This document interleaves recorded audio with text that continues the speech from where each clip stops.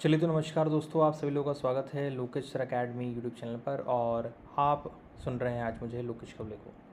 दोस्तों, एमपीपीएससी के एग्ज़ाम में मध्य प्रदेश की जनजातियाँ एक महत्वपूर्ण टॉपिक होता है और इसे पढ़ना एक बहुत ही रिजिड पार्ट होता है। लेकिन हर स्टूडेंट को जब भी मैं मध्य प्रदेश पढ़ाता हूँ, उसमें जनजातियाँ जब पढ़ाता हूँ तो ना केवल जनजातियाँ पढ़ाता हूँ, मैं उससे याद भी करवाता हूँ।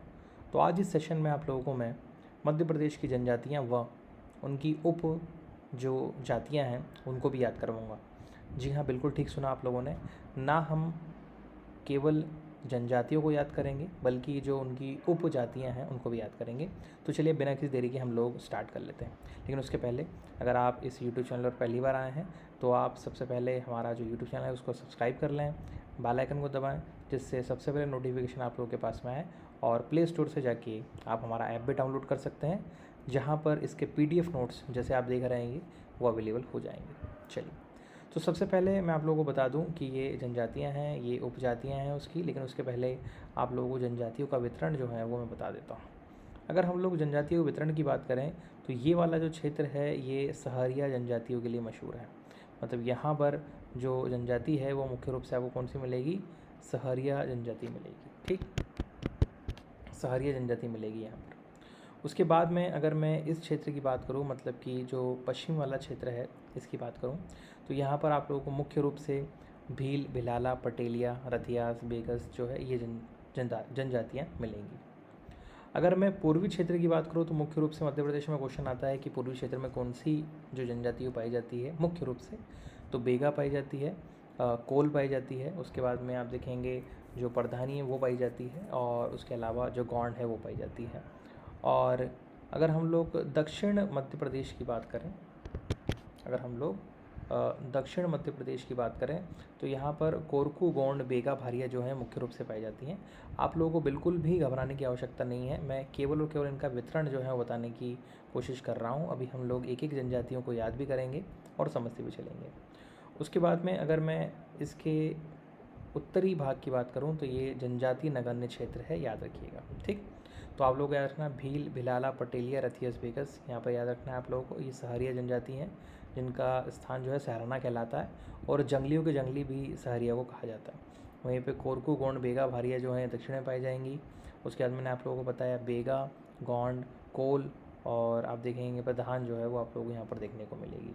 चलिए, अब मुख्य रूप से कौन कौन सी जनजातियाँ होती हैं तो आप लोग जानते हैं। एक गौंड जनजाति मिल जाएगी आप लोगों को, जिसकी उपजातियाँ जो हैं प्रधान, अगरिया है ना, कमार है, सोलास है और नगारची है। लेकिन आप लोग सोच रहे होंगे सर अभी तो आपने कहा था कि हम लोगों को ये सारी सारी जनजातियाँ याद हो जाएंगी। अभी मैं केवल एक ओवरव्यू दे रहा हूँ आप लोगों को। ये सारी सारी जनजातियाँ आप लोगों को मुँह ज़बानी याद हो जाएंगी। जी हाँ, बिल्कुल मुँह ज़बानी याद हो जाएंगी। अगर आप लोगों ने इसको पहले पढ़ा है तो भी ठीक है, और अगर आपने इसके पहले इसको नहीं पढ़ा तो भी ठीक है। भील जो जनजाति है उसकी उप जातियों की अगर हम लोग बात करें तो भिलाला, पटेलिया, रथियस, बेगस जो है इसकी आप लोगों को उप जातियाँ मिल जाएंगी। अगर हम लोग सहरिया की बात करें तो इसमें केवल सहरिया पटेल जो है मुख्य रूप से मशहूर हैं उपजातियों के रूप में। मैंने आप लोगों को बताया इन्हें जंगलियों के जंगली भी कहा जाता है, और सहाराना जो है इसका मूल स्थान हुआ करता है। बेगा में अगर हम लोग देखें तो इसकी बहुत सारी, जैसे मेना है, राभेना है, कोड है, नाहर है। नाहर याद रखिएगा, दो जगह पे नाहर पाई जाती हैं। एक बेगा में भी नाहर मिलेंगे आपको, कोरकू में मिलेंगी, तो कुछ कॉमन भी है यहाँ पर, याद रखिएगा। लेकिन जब एग्ज़ाम में क्वेश्चन आएगा तो अगर बेगा दिया है तो कोरकू नहीं आएगा, कोरकू दिया है तो बेगा नहीं आएगा। तो नाहर है, भरोतिया है, नरोतिया है। वहीं पे कोरकू की अगर हम लोग बात करें तो बोदिया है, नाहर है, नहाला है और ववारी है। कोल की अगर हम लोग बात करें इनकी उप जनजातियाँ तो रोहिया है और रोतेल है। और भारिया में आप लोग जानते हैं भूमिया, भूइहार जो हैं ये मुख्य रूप से इनकी उप जातियाँ मिल जाएंगी आप लोगों को। तो ये मैंने आज अभी आपको ओवरव्यू दे दिया है। अब हम लोग इनको याद करने की कोशिश करेंगे, और ना केवल कोशिश करेंगे, मैं आप लोगों को इससे याद भी करवाऊँगा। चलिए,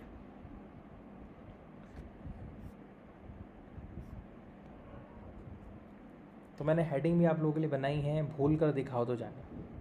अब कैसे भूल कर दिखाओ तो जाने, मतलब आज जो ट्रिक मैं आप लोगों को बता रहा हूँ इसे आप लोगों को आज 21 बार दोहराना है। कितनी बार दोहराना है?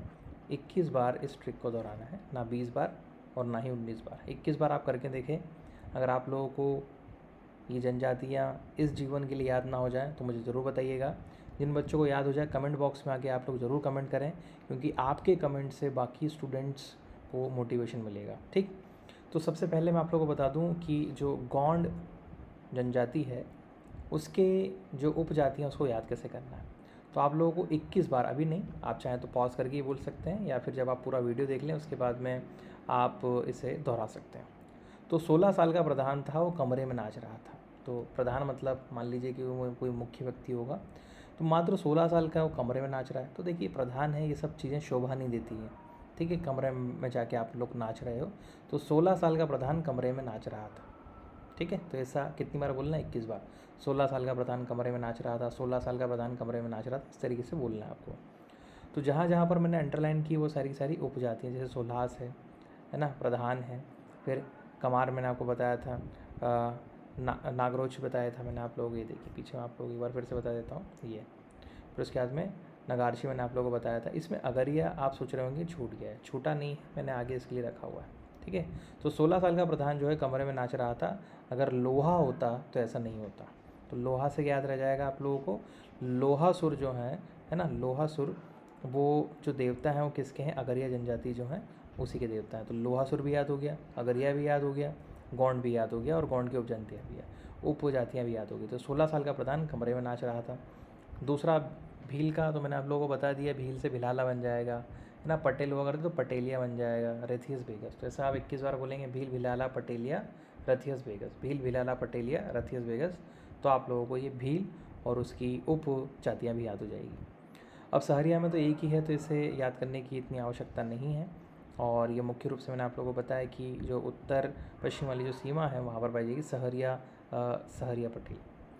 अब बेगा की कैसे याद करें? तो आप लोगों को ये कोडिंग बोलना है। मैंने रवेना से कहा, रवेना मान लीजिए कि कोई लड़की है, मैंने रवेना से कहा कि कोड़ नहर में नहाने से भर जाते हैं। मतलब कोड़ हो गए होंगे रवेना को, तो मैंने रवेना से कहा कि कोड़ नहर में नहाने से भर जाते हैं। अगर तुम नहर में नहा लोगे तो तुम्हारे कोड़ जो हैं वो ठीक हो जाएंगे। तो मैना से मैन हो गया, रवेना से रवेना हो गया, कोड़ तो कोड़ है, नहर से नाहर हो जाएगा। ठीक है, नहर से क्या हो जाएगा? नाहर हो जाएगा। और ये भर जाते हैं ना, तो यहाँ से मैंने आप लोगों के लिए 2 बना दिया, आपको दिमाग में रखना है, भरोतिया नरोतिया। ठीक है, भरोतिया नरोतिया, ये आप लोगों का काम हो गया। ठीक, अगर यहाँ तक वीडियो आप लोगों को पसंद आ गया है तो अपने दोस्तों के साथ में आप इसको ज़रूर शेयर कीजिएगा, लाइक भी कर दें, और कमेंट बॉक्स में ज़रूर बताइए कि आप लोगों को ये ट्रिक कैसी लगी। कोरकू की अगर हम लोग देखें तो कोरकू में आप लोगों को याद रखना है नवारी। होता क्या है कि मराठी भाषा में नवारी जो है, नवारी साड़ी के बारे में भी सुना होगा आप लोगों ने। तो नवारी बढ़िया नहर में नहा ले। ठीक है, तो नवारी मतलब नई दुल्हन भी बोलते हैं। तो नवारी मतलब मान लीजिए कोई दुल्हन है, उसको हम लोग बोल रहे हैं कि बढ़िया नहर जो है उसमें जाके नहा ले और सुंदर हो जाएगी। तो आगे मैंने जोड़ा नहीं है, आप लोगों को सिर्फ इतना याद रखना है, नवारी बढ़िया नहर में नहा ले। तो नवारी से एक तो ववारी हो गया, बढ़िया से बोडिया हो गया, नहर से फिर है ना नाहर हो गया, और नहाल, नहाले से हो जाएगा नहाला। ठीक है, तो बोडिया, नाहर, नहाला और ववारी, ये सारी की सारी जो कोरको की उपजातियां हैं वो भी मैंने आपको याद करवा दी। अगर हम लोग बात करें कोल की, तो आपको याद रखना रोहित जो है वो रोतेला है, मतलब बहुत रोता है।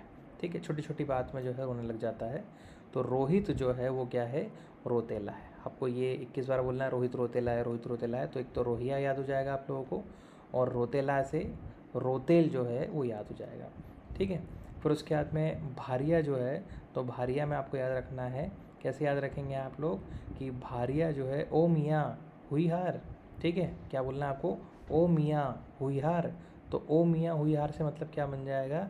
तो मियाँ से तो क्या बन जाएगा? भूमिया, और हुई हार से बन जाएगा वही हार। ठीक है, तो भारिया ओ मियाँ हुई हार। ठीक है, चलिए। तो देखिए हम लोगों को क्या होता है ना कि बस चीज़ों को पकड़ना होता है। अब देखिए क्वेश्चन कैसा आता है मैं आपको बताता हूँ। क्वेश्चन आता है, बताइए कि निम्नलिखित में से कौन सी एक बेगा की उपजाति है? ऑप्शन नंबर 1 रभेना, ऑप्शन नंबर 2 ववारी, ऑप्शन नंबर 3 रोहिया, और ऑप्शन नंबर 4 उपरोक्त में से कोई नहीं। तो आप लोगों को याद रखना है कि हम लोगों ने क्या पढ़ा था? मैंने रभेना से कहा कि कोड़ नहर में नहाने से भर जाते। तो हम लोगों को रवेना से रवेना आ जाएगा निकल के यहाँ पर। ठीक है, तो क्या है, छोटी छोटी सी ट्रिक है, लेकिन हाँ बहुत ज़्यादा काम की है। मैंने नोट भी रखा आप लोगों के लिए सबसे आखिरी में, ताकि आप लोगों को कुछ और अतिरिक्त चीज़ें भी याद हो जाएं। जैसे यहाँ पर लिखा है, भारत में सर्वाधिक कौन सी जनजाति मिलती है, तो गौंड है बच्चों, याद रखिएगा। अगर हम लोग मध्य प्रदेश की बात करें तो भील जनजाति मिलती है, मैंने इसकी उपजातियाँ भी आपको याद करवा दी। मध्य प्रदेश के पूर्वी, यहाँ पर गलती से चैत्र हो गया है, इसको आप लोग क्षेत्र कर लीजिएगा, ठीक है, क्षेत्र है ये। क्षेत्र में कौन सी जनजाति मिलती है, तो ये बेगा जनजाति मिल जाएगी आपको। फिर मैंने आपको बता ही दिया, लोहासुर को अपना देवता मानने वाली कौन सी जनजाति है, तो अगरिया जो है वो लोहासुर जो है उनको अपना देवता मानते हैं। और मध्य प्रदेश के पातालकोट में कौन सी जनजाति मिलती है, तो भारिया जनजाति जो है वो मध्य प्रदेश के पातालकोट, जो कि छिंदवाड़ा ज़िले में आता है, वहाँ पर मिलती है। ठीक, तो मुझे उम्मीद है कि आप लोगों को ये वीडियो पसंद आया होगा। और अगर आप इसके PDF नोट्स डाउनलोड करना चाहते हैं तो डिस्क्रिप्शन बॉक्स में आप लोगों के लिए मैंने लिंक डाल दी है, आप वहाँ से मेरा ऐप डाउनलोड कर सकते हैं और वहाँ पर जो फ्री स्टडी मटेरियल है उसे डाउनलोड कर सकते हैं ईज़िली। और अपने दोस्तों के साथ में इसको आप लोग ज़रूर शेयर कीजिएगा। अगर ये वीडियो पसंद आया है तो आपके अपने इस यूट्यूब चैनल को सब्सक्राइब कर लें, बेल आइकन को दबाएं, जिससे सबसे पहले नोटिफिकेशन आप लोगों को मिले। और कमेंट बॉक्स में मुझे बताइए कि और कौन सी मध्य प्रदेश का जो टॉपिक है वो आप मुझसे पढ़ना चाहते हैं या उसे याद करना चाहते हैं। मैं जल्द से जल्द उसके ऊपर वीडियो बनाने की कोशिश करूँगा। मिलते हैं नेक्स्ट वीडियो में। आप लोगों का बहुत बहुत धन्यवाद। जय हिंद, जय भारत। Thank you.